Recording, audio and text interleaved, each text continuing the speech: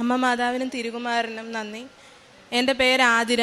ഞാൻ പത്തനംതിട്ടയിൽ നിന്നാണ് വരുന്നത്. ഞാനൊരു ഹിന്ദുവാണ്. 16/9/2024 ഞാനിവിടെ ആദ്യമായിട്ട് ഉടമ്പടി എടുത്തത്.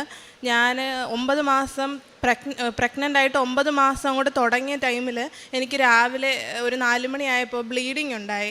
അന്നേരം ഞാൻ പെട്ടെന്ന് അമ്മയെ വിളിച്ച് അങ്ങനെ ഞങ്ങൾ ഹോസ്പിറ്റലിൽ പോയി. ഹോസ്പിറ്റലിൽ ചെന്ന് പരിശോധിച്ചപ്പോൾ ഒരു കുഴപ്പമില്ല. ഡോക്ടർ 2 പ്രാവശ്യം ഉള്ളു പരിശോധിച്ചു, കുഴപ്പമൊന്നുമില്ല. 2 പ്രാവശ്യം സ്കാൻ ചെയ്തു, കുഴപ്പമൊന്നുമില്ല.